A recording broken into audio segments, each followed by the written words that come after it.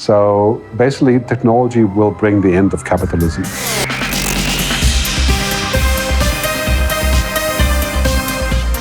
Hey, it's Mike Hill and you're watching Futurist World, your home for big ideas about the future and how to shape the world of tomorrow. Today is going to be awesome because we're sitting down with world leader, futurist, author, musician and digital entrepreneur Gerd Leonhard on the future of technology. Originally from Germany, we visited Gerd in beautiful Switzerland and his new Swiss-German hometown of Zurich. Gerd is the Überscheißer, no pun intended, meaning he really knows his bleep when it comes to the future of technology. In his latest book, Technology versus Humanity, Gerd boldly peers into the future, and as a world-leading visionary in this area, he's totally flipped the script on the future of work, AI, and digital ethics. A talented musician by origin and a digital music entrepreneur in the 90s, Gerd has a multifaceted view on the future of business and humanity's progression in a world that's changing so rapidly, you need this show just to keep up with it. According to Wired magazine, Gerd is one of the top 100 most influential people in Europe, so get ready and remember, if you don't want to miss a beat, subscribe to our podcast at futurist.world. Gerd, great to have you here. Hello. So tell me first, what's a futurist and why does it matter? Yeah, futurist, well, that's a little bit hard to define, but generally, of course, my work is to look at the next 5 to 10 years and to discover what may be coming, and then help companies to get ready for that future. And my work is quite particular in the sense that I don't do more than 5 or 10 years because I think that's kind of science fiction after that. But it's, it's in the tradition of Alvin Toffler, Ray Kurzweil, of course, Arthur C. Clarke, Now, today we're talking about the future of technology, and I know that you're a movie buff, and you mentioned sci-fi. Are there any sci-fi movies that spring into your mind when you think about the future of technology, where things might be going? Yeah, in general, I think that movies are inspiring on this topic, but some of them are mostly dystopian. Recently, we've had great movies like Her, which is, where the actor falls in love, or the main character falls in love with the operating system. That's a very, very thoughtful movie. So that's my favorite. And then latest we had the TV shows like Black Mirror and stuff. But generally speaking, I tend to say that if you really want to think about the future, you shouldn't watch too many science fiction movies because they tend to be pointing in the direction of Odyssey 2001, like the challenge, Well, let's talk about Her, because in Her, the main character falls in love with a Siri-type, operating system. So what does this tell us about where technology is going, how human and, a machine are starting to mesh? Yeah, I think the possibility of machines to kind of act like they're human or to simulate humans is really progressing very quickly. Like Google Duplex is able to speak to a person without them understanding that it's not a person. We have Siri, Cortana, the voice agents, all these kind of things. In a couple of years, we can speak to machines as if they were friends, and they can speak to us like they were us, right? And that is confusing for people, right? And it's also a little bit misleading because in the end, the way that these machines think and act are just simulations of what they know about us, right? They're not actually conscious, or, they are machines. They don't exist. So, and it's very hard for people to understand that the machine who can speak this well is not actually human. It's like at the end of the movie Her, the computer confesses to the guy that she has 3,500 other lovers, right? Because she doesn't have a body, right? So that's when we realize that, the machine is not at all like a human. Right? And I think it's a common confusion that people think of machines as if they were somewhat like us, which they are not.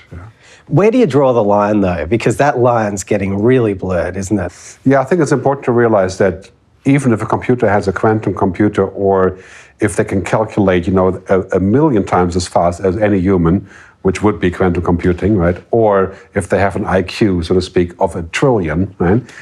That still wouldn't make them human in our sense, intelligent, right? Like our intelligence is social, emotional, kinesthetical, musical. There's, like Gardner says, 8 or 10 different kinds of intelligence, right? So this machine is a large processor, right? They can process trillions of data feeds per second, which makes them superior. But in every other way, they're not, right? So they're not intelligent like we are. I mean, even a 2-year-old would recognize a social connection or something that's said between the lines, right? Computers don't know these things because they're not data, right? So we need to draw the line there somewhat in saying that it's probably good as a tool, But if we think of that as being like another human, or if we substitute for another human, like, we have more relationships on social media than we have otherwise, then it becomes more dangerous, and we can get confused, and we can get very lonely. The power users of social networks are the most lonely people in the world, right? There's been lots of research on this. So we should be very careful about not substituting what we actually want, because technology is a tool, it's not the purpose of life, So we shouldn't confuse that. So when you think about technology, what are the main trends that are happening right now that you think are going to change the world over the next 5 to 8 years? Yeah, I think the key things in technology is now that we are getting to the point where processors are becoming unlimitedly powerful, right? That's 5-7 years, quantum computing, 3D computing. So first, we can have really powerful computers compute endless amount of data, which wasn't possible until just now, maybe in 5 years time frame. Then we are connecting everything, right? The Internet of Things. So small devices, houses, cars, wristwatches, suits, everything, right? Processors, sensor networks, which means we have unlimited input in the data, right? And then we have unlimited networks, like 4G, 5G, LTE, WiMAX, and so on. So basically, everything is connected to everything. Computers are getting smart, which means that they can also read the data and then say, well, now I understand how to change the traffic or how to fly an airplane, right? And so when that all comes together, we're looking at essentially 10 years unlimited technological firepower, right? Which means we can do really great things like solve cancer, and we can do really bad things like manipulating elections. We can already do that, right? But we could do it in perfection then. So we have to be very careful not about technology, because technology, after all, is neutral until we use it. Right? We have to be careful about who uses it and how, and is it transparent? Is it going to be supervised? And that is right now only the beginning. On the scale of possibilities, we are, we only on a level of 100, we're at 4. You're talking in your book, Technology versus Humanity, like how quick the technology is taking off, right? The speed of it. How do we keep up with that? And how do our organisations that are typically pretty slow moving, let's use the UN for an example, because we're here in Switzerland, how are we going to keep up with this? Well, it's a huge challenge because, technology is exponential and humans are linear, right? We are not going to be exponential. We could be if we became a machine, as Ray Kurzweil is suggesting, right? But I think it's a very bad idea. Is that the solution, becoming a machine? I think it's a very bad idea. I think that in principle it should be possible, not now, but 20 years or so. I think it's a very bad idea because we don't really know what we would lose as a human. For example, the fact that we do have to sleep, we make mistakes, also makes us human, that we die, for example, right? If we take that all away, we would stop being human. So I think the idea of saying that we're going to upgrade ourselves, that I would be very careful with that. In terms of dealing with exponential, well, all we have to do is use our imagination, That's all we have, because we cannot, right now technology is in the early points of exponential, which is 2, 4, 8, but very soon 8, 16, 32, 30 steps, 1 billion, right? So in 30 steps, that's roughly 40 years, the world will be 1 billion times as different as today. What are we going to do when we're unemployed because of machines? What types of skills are we going to need to explore? Yeah, I think first, machines will take our routines, not our work. That's different, right? My work involves a certain kind of routine, like research and so on, but many other jobs, like making hamburgers or driving a car, is total routine, right? If your job is totally routine, your job is gone, right? And that will be gradually between 5 and 15 years. But humans can actually do other things than routine. So once computers come in and they do the bookkeeping, like Xero, this New Zealand company, right, and makes the routine cheap and fast, right, then we can rise above it and say we have other services. A doctor that's using a machine to diagnose cancer can upgrade his skill to figure out how to use the machine, right? So the fact that the routines are going away is painful maybe, but it graduates us up to another position, right? So we have to be creative, we have to start our own businesses. At least 50% of work will be done in the gig economy. That's for certain, right? We have to have different skills, and those are the human skills. Because machines don't get, as I like to say, machines don't do relationships, right? they don't understand relationships.